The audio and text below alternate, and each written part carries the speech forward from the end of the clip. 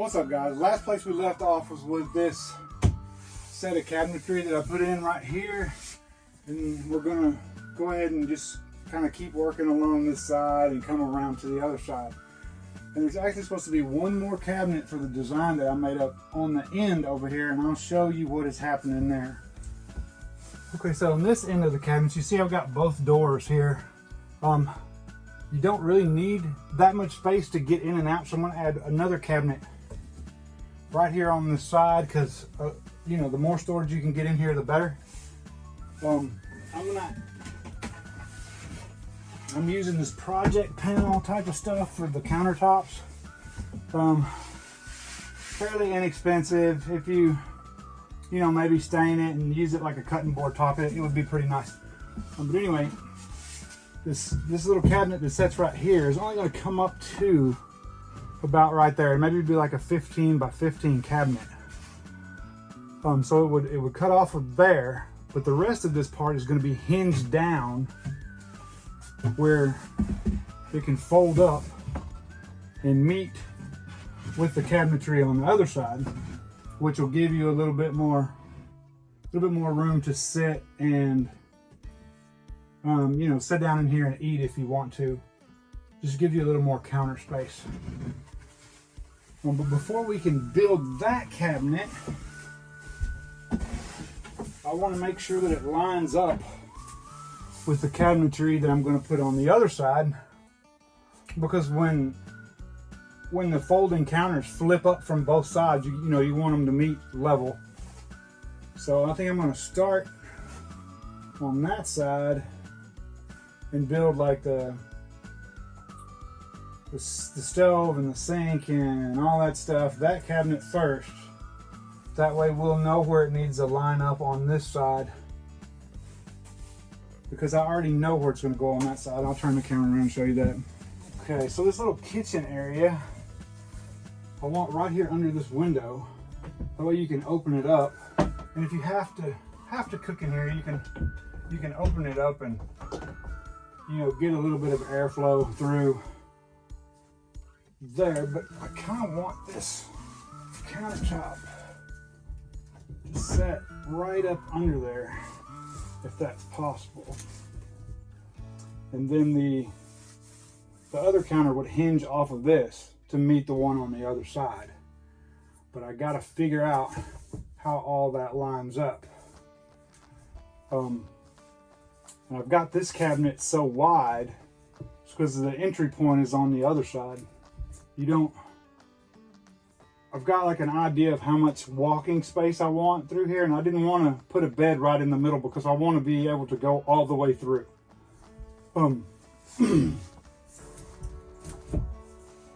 And my cabinetry on both sides is going to be about a foot. That's going to leave you about 4 foot in the middle, because you know, it's roughly 6 foot wide. This one is 2 foot. It's because the doors are going to be where you go in and out. So it's basically just taking the 1 foot from that side and bringing it over here, and then everything's still the same. So you still have about 3.5, 4 foot on that side. But anyway, this is the countertop, and I went with it also so wide where I can put the stove and the sink out here. And then I'm going to try to put upper cabinets in here. I know on a lot of the low top vans, people don't put upper cabinets in them, but I think there'll be just enough space to get maybe like a 10-inch set of cabinets up top. And since they're only 10 inches, you know, they only come out to about right there, which will leave your range and your sink open. But anyway, I'll show you what that's going to look like on here. Of course, underneath you'll have room for water storage. I'm hoping maybe like a cassette emergency toilet will fit under there.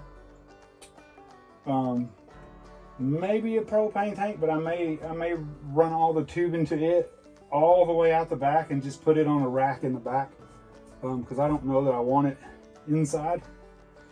But you know, we'll see. We'll get to that point. As long as I have the space for it, I can put it outside or inside. Either one doesn't matter. But anyway, I'll show you kind of what it's going to be looking like on this cabinet. Okay, like any living space, your little kitchen area is kind of the heart, you know, of your living space. So I wanted to kind of do it up in a way that was really comfortable. I looked at a couple range tops on Amazon. The one that I liked was about $169. But before I committed to that purchase, I dropped in a local place that, you know, salvages RVs and stuff in my town, and I was able to find that exact same range for like half of the price. Obviously it's not brand new, but for half the price it would still get the job done. Suburban is what it is. So, and it's a drop-in type of range, but I'm gonna bolt it together and just set it in. I'm not gonna mount it to the cabinet. That way, if you want to take it out and take it outside and cook outside, you can do that. So I picked up these little handles that I'm gonna bolt. I'm gonna bolt onto the sides on each side. That way you can actually reach and grab it and pick it up out of the top of the counter, and, you know, take it around to the back and do your cooking and stuff back there if you want to. You're not going to want to cook in here all the time. You may never want to cook in here, I don't know. But yeah, so that is going to be the range part. And of course it'll be more towards the front. About like so. Because I was talking about that. The upper cabinetry will kind of be back here, but it'll be way up high, which will still give you access through to the window. Let's see what else we got here.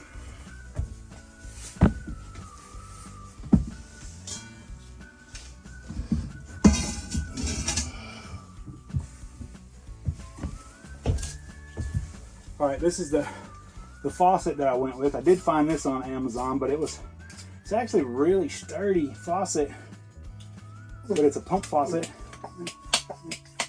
And it, from what I can tell, it works a lot better than the ones with the pumps on the side. And the only reason going with a pump faucet, because, you know, I'm trying to salvage as much power as I can. So everything that can run without cutting into your electrical supply, then that's kind of what I want to do. Yeah, so that's what we're going with. And you just hook a hose to the bottom of it, run it right into your storage tanks. And for the storage tanks, I picked up 2 of these. Well, I think they were made by Ozark Trail, maybe. On water storage, they're each 6 gallons. And so if you set this thing up for 2 people, that's 12 gallons. The average person is supposed to drink about 1 gallon of water a day, but, you know, most people don't. I doubt most people even get half of that. So, you know, these 2 tanks together, that's 12 gallons divided by 2 people. You know, it's roughly 6 days of water if you drank every bit of it. But like I say, most people don't drink that much water, even though they need to. So that will leave you some for washing dishes. And this is just a 2 that'll be under this cabinet. So now you kind of have to envision the underside of this cabinet. So you've got this much space on the surface. You've got roughly that much space underneath. So these are going to kind of set underneath to the back. That's the plan. But there is a gas thing there that I'm going to have to deal with. And then we'll just run the hose straight down into one of these, and when you use it all up, you just switch to the other. But I'm also going to have 2 more of these on board. So if you were in here with 2 people, it would be, you know, a couple weeks worth of water. If you're on here, you know, by yourself, it would be roughly a month if you only used it for drinking water. But of course you're going to use it for other things like that. The sink that I went with is actually a pretty simple one. I just picked up a stainless salad bowl. I'm not even gonna put a drain in it because the type of water and stuff like that I'm gonna be using, I'm thinking maybe rinse a dish, you know, take a drink of water, maybe brush your teeth in there. And if you're using, you know, if you're using like natural detergents and that sort of thing, it's not gonna hurt anything just to take this out and dump it. I'm not even gonna worry, you know, I might change that later if I find out I don't like to do that. But again, the same thing on it. I'm going to modify it with these handles. That way I can just pull it up out of there.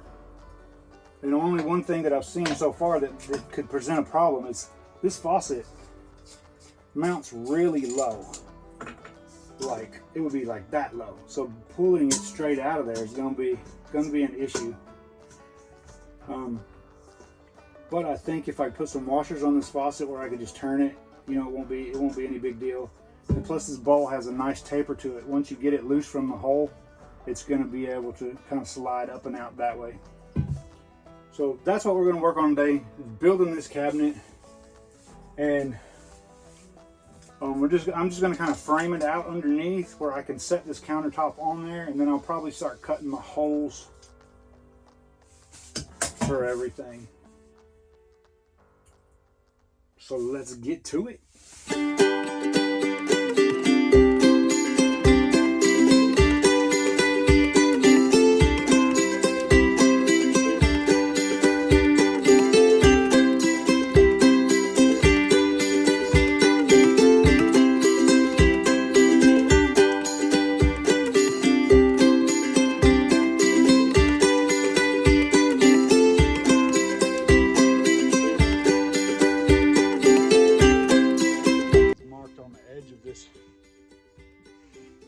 Countertop that's going to go in here. Every spot where these little ridges stick out, I want to notch it in just a little bit where it sits in there a little more snug. Of course, I'm also going to have to do around these just a little bit, the window hinges, and there's a slight up slope all the way across the back. So I'm going to just take the rasp to this and do it by hand. And I mean, I've got the table saw and stuff out there. I could cut the angle on it and I can notch it and everything with the router, but I just prefer doing it by hand. It's a little more precise and a little less chances of me screwing it up.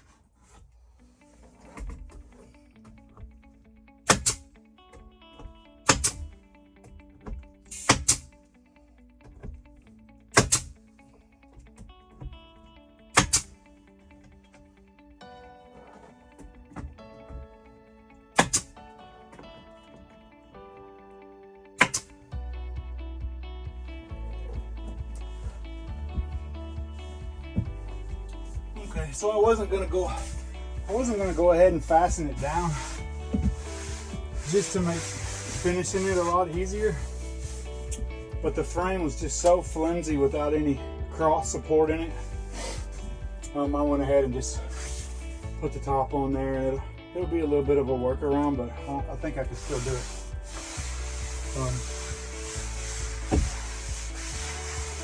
Yeah, so next I'll just draw my outlines on here and cut them out and drop my utilities in.